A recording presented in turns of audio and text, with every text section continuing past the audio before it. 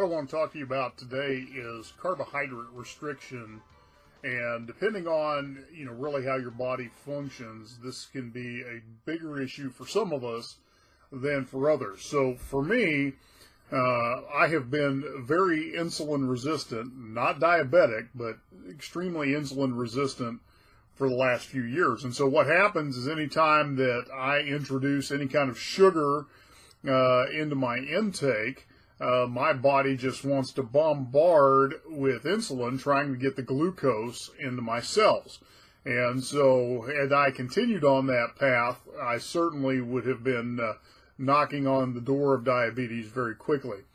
One of the things that I have found in my own keto diet journey is that I have to be extremely restrictive on the carbohydrates. So I'll give you a couple of examples, because one of the things I do is I track my eating on MyFitnessPal.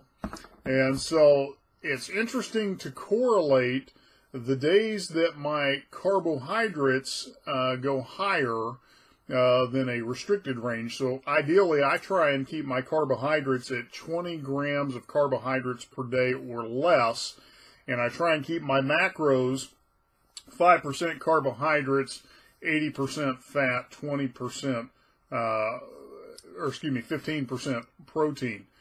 And so, what that does is it's interesting to watch the correlation. If I, for example, am on a business trip where my macros go out of whack a little more, so maybe I'm doing 10% or 12% carbohydrate intake for the day, I end up gaining weight most of the time.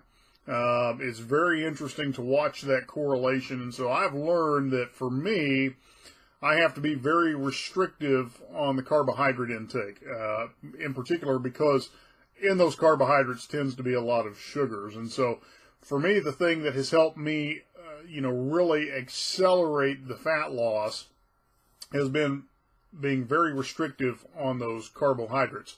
If I don't, I tend to hit lengthy plateaus, and sometimes instead of losing weight, I'll actually increase weight. So I'll give you an example here. I'm tracking my weight on my board. In January, I was at 321 pounds. I took a 2-week trip to East Africa, during which time I was unable to really control my eating to any great extent. And so when I returned, I was at 323 pounds. I had actually gained 2 pounds due to the carbohydrate intake. As soon as I started restricting again, by March, I had already dropped 5 pounds and was back to 317. So the carbohydrate restriction has been very important for me. The other thing that I have found has some play in there too is the amount of dairy I intake. And so I love cheese beyond measure. So I'm having to cut back on my cheese intake as well.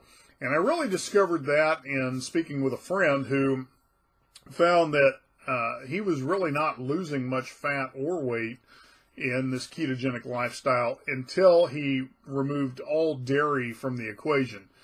I haven't had to go quite that extreme, but I certainly have had to cut back on it. So just a couple of thoughts for you on carbohydrate restriction.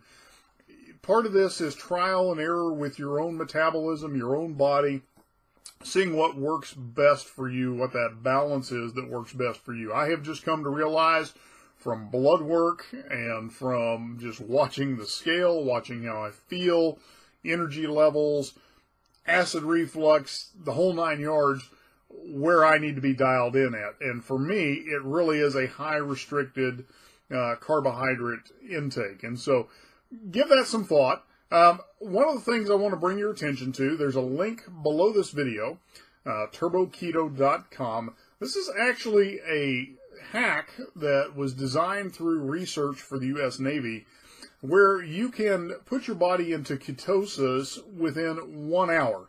And for somebody that is maybe struggling to get deeper into ketosis, this is a great way to do that. It's how I broke my plateau. And so give that a check out. There's an opportunity for you to take a trial of that as well. So anyway, look forward to talking with you again. Have a great day.